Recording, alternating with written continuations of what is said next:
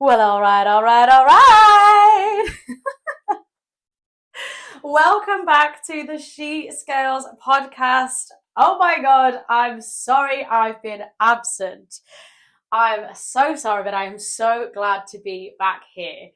This is my favorite space to share, to be able to create, to be my full, unabashed, unapologetic self with you guys. And really share what's been going on behind the scenes. And this is what this episode is going to be about, because I know I've been gone for a little while. It's been a couple of months and I apologize, but we have had a lot going on, a lot. And so I want to cover quite all of the change that has been happening behind the scenes. Not to excuse my absence, but to show you how much A is possible in a short amount of time, but B, how much you can be the creator of your own incredible life that can look so different month to month. And also to give you the permission slip that whilst I do preach consistency as much as possible, when you make drastic changes, as drastic as I've been making these last couple of months, it's okay to drop the ball sometimes and admit where you don't have capacity for everything. And so whilst I love my podcast dearly, I needed to put that to one side because I always want to share from a place of full energeticness here. Like, I don't be coming with half-assed energy, and I wouldn't want that for you guys either. So I'm coming back. I'm so freaking excited to be here. And I wanted to just run you through what has been happening over the last few months since I posted last on the She Scales podcast, because I thought it had just been a few weeks, I'll be honest. And then when I checked on my Spotify and it said that the last episode was in March, I was like, what? How has that happened? How has that happened? But given context, March was me coming towards the end of that visa in Bali. So I've been out in Bali for 2.5 years. Every now and again been coming back. It's usually aligned with summer in some sort of sense, if and when England has its summer. And so I knew that I'd be coming back around this time of year, but with it being the end of that visa, this time it felt different. I didn't want to just come to the end of that season and either put my stuff in storage or leave it with a friend, because I knew that I was starting a whole new chapter when I came back to the UK on this time. It wasn't I'm going to come back, I'm going to host Main Character Energy, I'm going to do a few events, and then I'll be back in Bali in like a couple of weeks or even a couple of months. I knew that this was a whole new chapter starting. And so I didn't really want it to be a season of leaving the door open or leaving things unfinished. You know, the mental clutter of, even though that place is paradise to me, I love it, it's such a happy place for me, I didn't want to be coming into this chapter knowing that there was unfinished business over there and that I would still got a foot in the door. Because truthfully speaking, I didn't know if I wanted to go back. And that is still the case, and that is okay. I love Bali dearly, and it was incredible for the time that I was there. But I'm in a different season now, and I very much noticed that going back this time. So for context, 2014, I came back to the UK in, I'm gonna guess around June. I honestly can't remember. I was here, there, and everywhere in 2014. There was 2 US trips. So no, I can't remember what it was. I know that I was away from Bali longer than I planned to be. And I can't remember if I've covered that on the podcast, so I'll just say it now. That was because we'd got ill health in the family and we knew it was going to be terminal. My nan's health has not been great for a few years, and so this has always been on the radar, and for the whole time that I've been in Bali, I knew that there was a chance that I would get a phone call saying, Sarah, you need to come home. And so that was always going to be the case, and last year her health did take a turn, and so I stayed in the UK longer than I expected to, but knowing that had I have flown back to Bali, it would have been a matter of weeks until I got that phone call. And so I did stay on longer. It meant that when I got back to Bali, post my nanny going on to a more beautiful place, God love you, nanny, I got back in the December, and so obviously avoiding English winter, living my best life, having just soaking up the sun, really, really enjoying my freedom again. And Bali's such a place of just go with the flow, live in the present, enjoy the moment. I really love that spaciousness for me. But I noticed that I felt different in this chapter. It took me a few little weeks to get settled, if you like. There was a little bit disruption in the villa that I was staying in. I had to move rooms a couple of times. I got Bali belly. There was various other just things that keep you unsettled. It took me about over a month to get properly settled. And even when I was, and I don't get me wrong, I moved into a beautiful villa and had possibly, in fact, definitely the nicest place I've ever stayed in. Like, the room that I stayed in was absolutely freaking glorious. And it was floor to ceiling windows. The window was the longest wall, facing out onto a balcony over the pool, looking at the rice fields. It was insane, absolutely insane. And so me being the sun baby, I get to wake up with so much daylight that the room was just so light all the time. Oh, it was glorious. And looking out onto the rice fields, oh, it was honestly heaven. And don't even get me started on the bathroom. Good God! Honestly, when we talk about going to luxury places and luxury environments and really being able to calibrate yourself to a higher level and normalize that expansiveness, truthfully, that bathroom did things for me. Good God. So yeah, truly love that experience. But what I was noticing was that I didn't feel the same level of activation as I did when I'd gone back to Bali and what I'd needed from Bali in previous chapters. Don't get me wrong, I loved my life there, but it's almost like I'd become so normalized to a 10 out of 10 life that it just wasn't as exciting at the same level. And that's not to sound like a privileged asshole.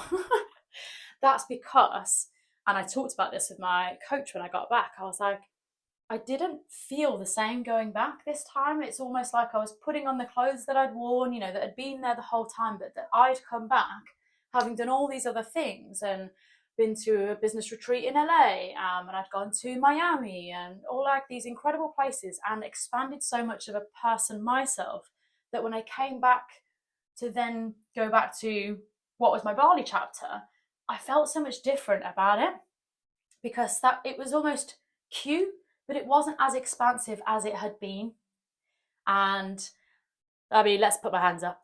I'm someone that loves main character energy and loves to chase things that are exciting. I love energizing things. Those things fill my cup up so much. And so when I noticed going back to Bali this time that yes, it was sunshine, and yes, the coffee and food are amazing, and yes, you've got all of these things that are less than a 5-minute drive away, and you can have anything you want.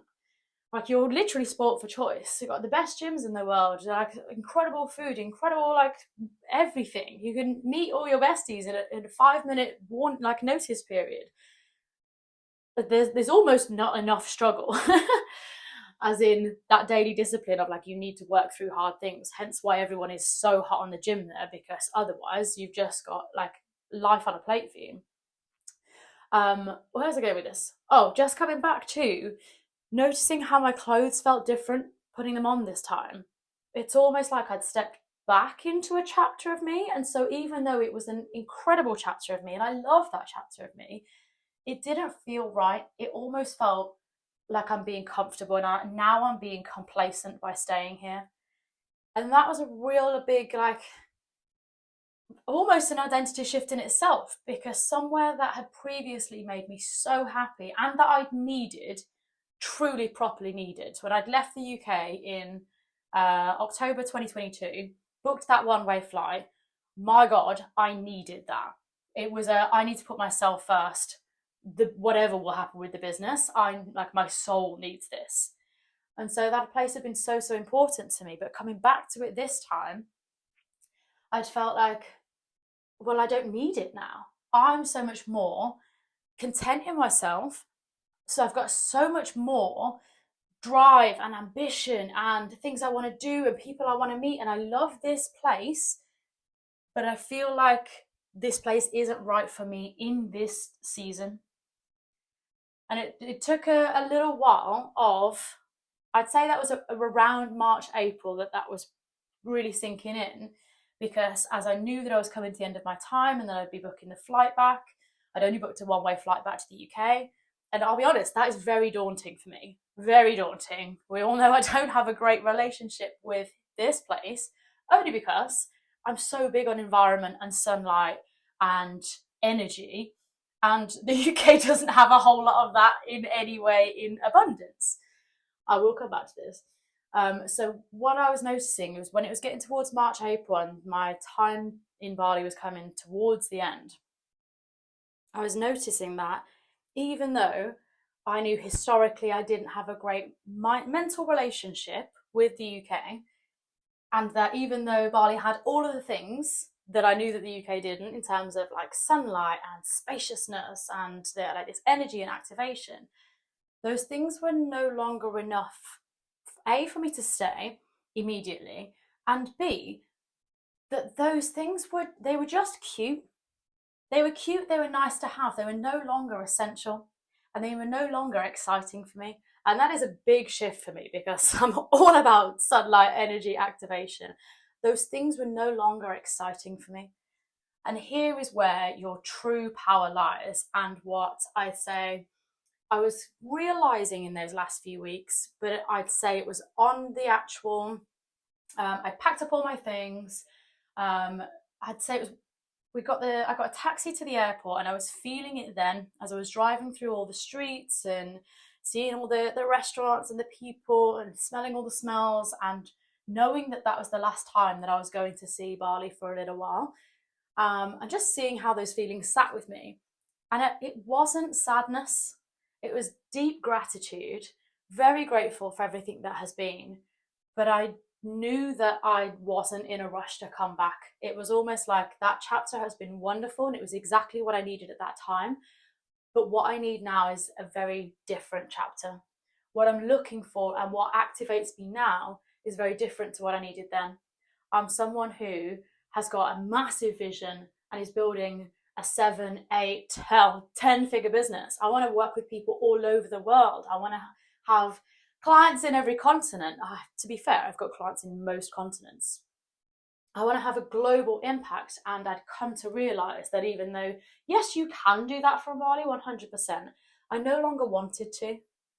I wanted to be around my people. I wanted to be in a similar time zone. I wanted to not have a 20 to 25 hour flight timeline before I could get to places where like real action and drive and ambition and productivity is happening. I wanted to be back in the thick of it. So I was really, really craving that. And so in the final few weeks before leaving, I'd done a lot to reset my mindset and my relationship with the UK and Europe. By doing so, anything that either wound me up about Bali or that I missed, those European luxuries, I was really thinking about that a lot in those last few weeks. So whether it was food that I was excited to have, mostly food, I'll be honest, food or good wine or good cheese or good chocolate, but also experiences, as in, I'm not even thinking about the fun things. I'm thinking that things that are absolutely just standard and expected in Western culture that just aren't in Asia, I really came to appreciate that. Like standards of health and safety, standards of road safety, standards of just the way that we do things, like order. There's none of that in Asia. It's chaos. And I love the chaos, but I was ready for that order. And so, yes, done a lot to reset my mindset before leaving.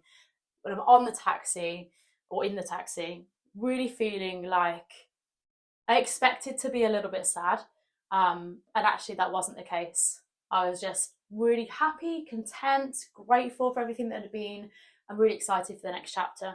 But I'd say it wasn't until I was on the flight that really ideas started pouring through, and I realised how much of a chapter closed that moment was, how much it was I'm like literally flying through into my next identity shift.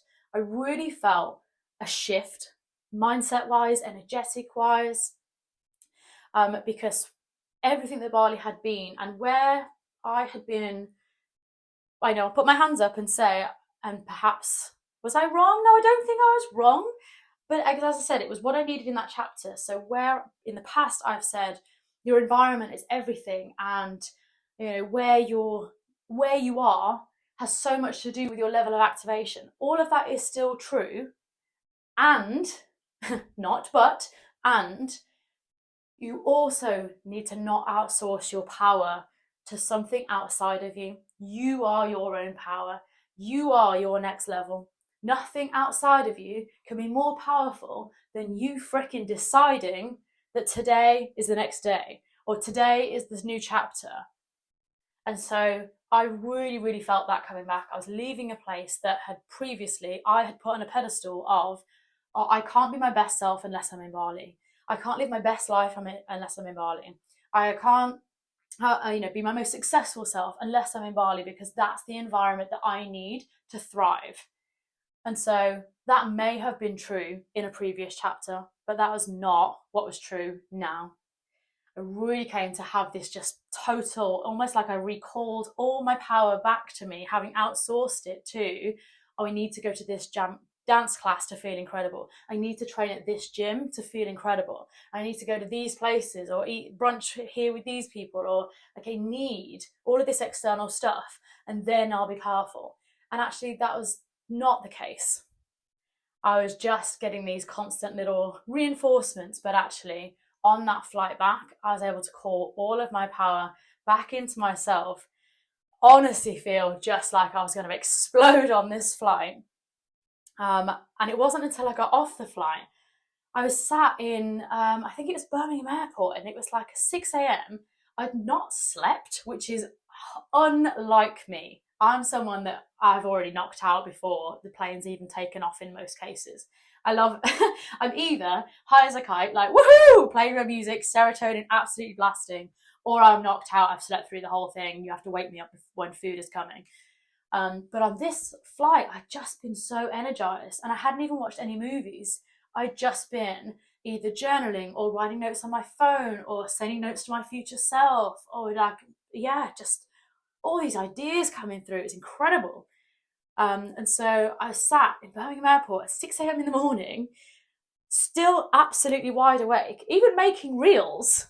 I don't know how I don't have like bags like bin liners, but I'm sat in Costa Coffee making reels, posting the earliest I've ever posted in my life, looking so alert and upbeat for someone that's been awake for well over 24 hours.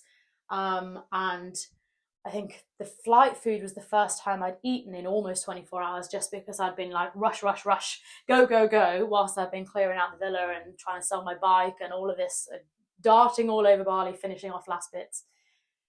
So anyway, that brings us into the present day, or at least the start of this chapter, which, by the way, when I was in the airport, I was like, I'm just going to check the date, because I really feel like there was a shift last night, or like I feel something.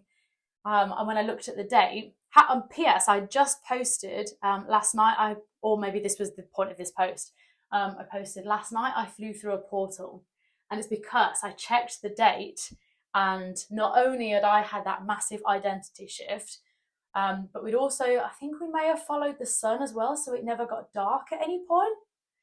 I'm not sure if that's the case or if I'm just embellishing the story at this point. Maybe this is how I remember it. But I checked the date and it had been a full moon. And so maybe it was the moon that followed us. I don't know. Anyway, it had been a full moon that night. And whilst I wouldn't say that I'm the most clued up when it comes to all of the spirituality stuff, 100% I notice weird things happen for me on full moons. Anything weird that has happened, whether it's weird dreams that I've had or unexpected coincidences, or just like things that just seem to like click or seem out of place, I'll be like, I'm just going to check the date, because I don't follow the moon. Maybe I should. But yeah, it was a full moon that I'd flown through. And so that brings me to the UK chapter. So this was mid-May. So this still doesn't excuse how I've still been gone a few more months past that point. But let me tell you, since being back in the UK, it has been go, go, go season. And this is what I was excited for. I've talked before about me feeling like there was two different sides to my personality, and there's the go-getter, the ambition, the get things done, the like sprint, kind of just headstrong, in her masculine, like city girl, boots, earrings, leather jacket. Yes. There's also the like free-flowing island girl, doesn't have her own time, there's no rush, it's present in the moment, it's what will be will be. And so I really get to serve both sides of me, one in the UK or Europe and one in Bali. And so we're collapsing this now. We're going to bring both parts of me back into me. But 100% since back in the UK, it has been go, go, go season. We have been in the masculine, very masculine, because I've started 2 masterminds, both run by men, interestingly. And all of those mastermind meetups are in person. And so since May, I have been at an in-person event, training, or client day, or VIP day, or retreat almost every single week, if not multiple days a week, since May. I counted up, and this was about the end of June that I did this, but I counted up that of the, at the time, 49 days that I'd been in the UK, I had been at events for something like 28 of them, like well over half at that point. Insane. So that's a little context about where I've been. My foot has barely hit the floor. I have been living still out of a suitcase because I've either been in Nottingham, in London.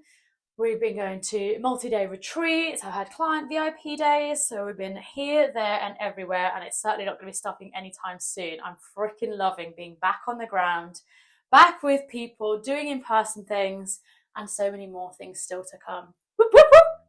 So I wanted to give you that context as to where I've been doing and what's been happening, but also give you some context, as in, if you're someone who has been outsourcing her power to something outside of you that you need, and you've been telling yourself, oh, I'll be the best version of me when I have that thing, or I'll be the best version of me when that thing is filling my cup, and I'll be the best version of me when I'm around those people, or when I get to that next level, then I'll be the best version of me. And I really want to bring this in and share this with you, because this is what my coach shared with me. My new coach is one of these masterminds. I've got an identity coach. I freaking love her. She's an American woman. She's one of the co-coaches with, I did say it was male-led. It is male-led. She's one of the co-coaches, and I freaking love her. And I was explaining this whole, I felt different when I got to Bali this time. And she was just like, yeah, because that's not what you need right now. If that was a different chapter of you, what you need in this chapter of you is very different. And I was like, oh yeah. So it was her that shared that reflection with me. And so I wanted to pass that reflection on with you guys to say, if this resonates with you, if it doesn't, you've heard my story, and hopefully it gives you a little bit of context, and I hope you enjoyed some behind the scenes, and there's going to be plenty more strategy coming forwards and identity shifts coming forwards. But if this does resonate with you, and you've been guilty of putting your power or identity shift or next level onto something or someone ahead of you or outside of you, I really want to encourage you to bring that power back, because for as long as you keep telling yourself, I can't have that thing until I've got X, or I can't be that version of me until I've got X, you are outsourcing your power. Your highest level self knows that she does not need that thing that you currently think you need in order to take steps to becoming your best self today. A little exercise, I think I saw this on TikTok actually, was if you were to imagine your 80-year-old self looking back at you now, what would she say to you? Because likely she'd be like, girl, you don't need that thing.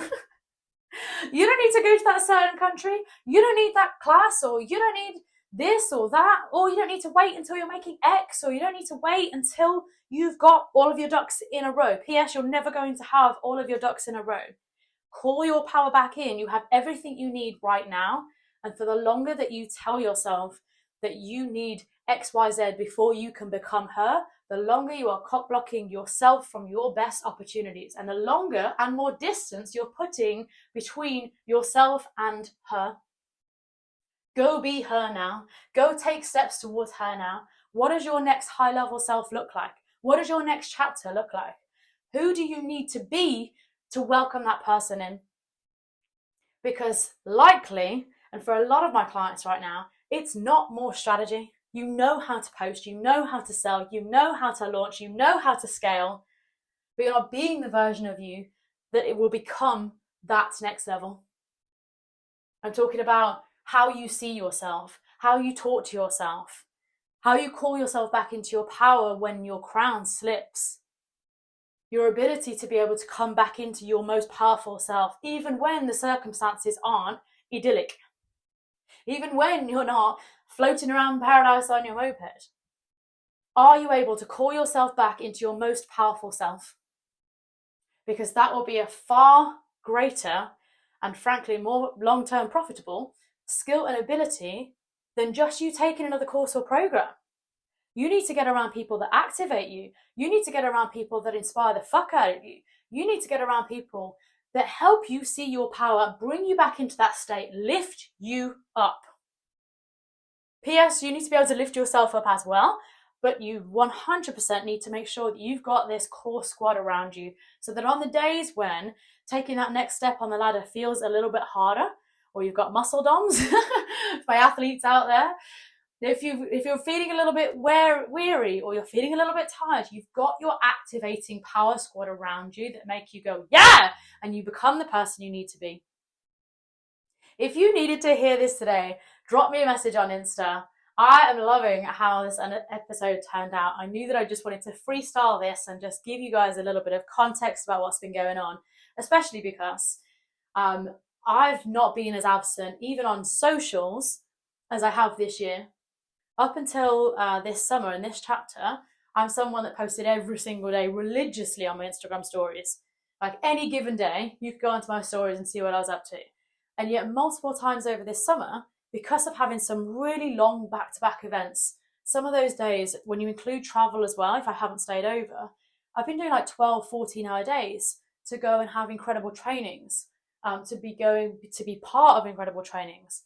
And as of last weekend, I need to do a whole other podcast episode in this, but as of last weekend, I was brought on as a brand ambassador for one of my mentors, which meant that not only was I going along from a client perspective I'd actually been to that event before, and I wanted to relearn it to a second level depth and really get into the nitty gritty of these complex wealth building strategies that we're learning, because they're challenging. They are challenging, and so I wanted to go back again and like really deepen my understanding here. But because I'm already a client and this was a sort of prospect event, it meant that as I was already a client, not only could I go back and like learn it again, but that I was there to be able to answer questions and take part basically in the sales process. Not as in I'm signing people up directly, but I was assisting the sales team. So it meant that I could then, as someone who was already in the mastermind, answer questions to people who were interested, talk about my own experience, talk about the fact that I joined with my mom and what that partnership looked like, because there are other people who are thinking to join with their partner or family member, and just be really like helpful to the people in the room and helpful to the sales team, and just really be that middleman glue. And so things like that have been a 5-day experience. And so it's meant that I've been way less present on social media than I've been at any point in my business up until now. And so I do love being on social media, so that was hard for me. However, I'm always going to be present in the thing that I'm in. And so if that means that, like normally I might stay up a little bit later and just catch up on those things and go at it again the next day. And I did try and do that on day one of the retreat. And honestly, I paid for it so much on the second day because of being tired that I really struggled to be as focused as I could on day 2. So I said, I'm not doing that again. I'm going to be fully present in the space that I'm in. I've invested a lot to be here, and I want to get that full activation and embodiment from being present. If that means that socials can't be updated in that time, well, so be it. So really want to honor yourself, hear all of the lessons from this. You're going to be seeing a lot more of me on social media, on different platforms, here back with a bang, and lots to achieve and do and places to go this year. So I wanted to give you a little bit of context there, but also bring you back into your power, honor yourself, and don't get me wrong, book the trip. Go to the place. There's so many places that I still want to go this year and I'm booked to be going. And so those things are already carved out in the diary, blocked out of the diary. And so we've got some incredible places and trips coming up this year and more to be announced. So very, very excited for that. But in the meantime, where life is maybe not as exciting as living in Bali every day, this is about getting stuff done. This is the chapter of you get to speed up. This is about minimizing all the distractions. This is about actually who can you be when it's not as noisy. When you take away all of the stuff, all of the external, being your best self and bringing yourself into your power, being true to who you are, remembering your magnificence, remembering how capable you are, remembering why you freaking started. Especially for those of you that are years into business, you've already brought in multi-six figures, you're going on for 7 figures. Maybe you've already brought in 7 figures and you've become a little bit complacent. You know how to do all the stuff. You do it in your sleep. It's effortless for you, but it means that it's not activating for you. And so it becomes a little bit lazy because it's not hard to do. Sure, you might be wanting to get some more wins or a next bigger launch or a next big client, but those things aren't as exciting as they used to be. And so you've become complacent. Really want to encourage you to bring your power back into you. Remember why you started. Remember the passion that you started with, that fire, that I don't know if this is going to work, but I'm going to freaking try. That I have no idea what the future looks like. I don't know how to build an online business. And what about me leaving my job? And what happens when I quit? And there's so many unknowns and I feel like I'm going to be jumping off the edge of a cliff and I don't know if it's going to work, but I'm going to freaking try. Bring some of that passion back into your business. Because that woman, the early you in business had a fire, a no fucks given, I'm going to back myself to the nth degree, full in, all in for plan A, no plan B. I'm just going to jump and figure out how to fly on the way down. That woman was fearless because she had nothing to lose.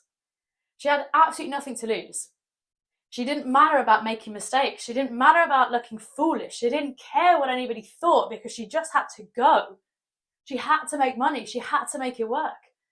Whereas now you're a few years in and you're overly bothered what people think about you. You're overly bothered about what people think of your content. You're overly bothered about what a certain post looks like. You're overly bothered about whether people talk about you on the internet. Where's the fire and passion of the woman that started? Remember her mission. Her mission was, maybe it was to start, or maybe it wasn't even to start a global company. I know for me, when I first started, I was like, I want to help people to have, if you know my full story, it was about starting a brand design agency with no freaking clue how to do brand design. I mean, anytime I need a reminder in Audacity, I go back to my first self. That girl starting a brand design agency with no brand design experience is my most audacious self. Like, wild. It's funny because I can remember some of my friends at the time, as in friends from corporate, who were designers, properly side-eyeing me at that time.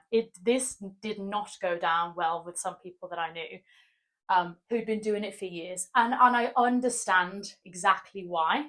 I get it. And also, I just had the balls to do something that potentially they never would. And that's what got their back up. And I get it. 100%. It would have got my back up. But when you've got the balls to just freaking go for it, and this is where, you know that saying where it says there's someone half as qualified, or is that right? There's someone half as good as you doing better than you because they had the balls to try and they had the balls to back themselves. This is that. I did start a brand design agency. I'd spent the summer on Skillshare and YouTube. I had no client experience other than I'd done a few practice projects and then just started advertising my services online. Insane. Also, ballsy, admirable. You get what you ask for. So, bringing this episode to a close, I do hope you've enjoyed this, taken some value, taken some lessons, and whether it was about the external stuff and needing to change your environment, but bringing your power back into yourself, the identity shift, not outsourcing your power onto other things. I was having this chat with a client recently, and she was saying, Sarah, what are the things that you do to bring you back into your power when you're not feeling it? And I referred to it as, you need your internal toolkit. Wait, I need to do a whole other episode on this, but I'll touch on it. You need to have your own internal identity shift toolkit. What are the things that you can go to, and either 5 things that you have in your arsenal that if you're not feeling your most incredible self, that you can do those things and it will bring you back into your power. I am going to do a whole new episode on that. But yes, have a think about what your toolkit is. I will bring this into a new episode. I hope that you've enjoyed this episode. In the meantime, there's going to be plenty more coming to the She Scales podcast. So if you haven't already, give me a star or a rating. We'd love to hear what you think. Come message me on Insta. I love it even more when you share this either to your stories or social media about what your favourite episode was. So go back down. There is so much gold on this podcast. There's strategy stuff, content, sales, business growth, identity shifts, mindset, main character energy. It's all here. So if this is your first episode listening, go back, binge your favourite episodes, go back, re-listen to them. I re-listen to them because I'm like, oh yeah, there's so much in here. So enjoy binging, and I can't wait to share even more gold coming forwards. I shall speak to you very soon. Toodaloo!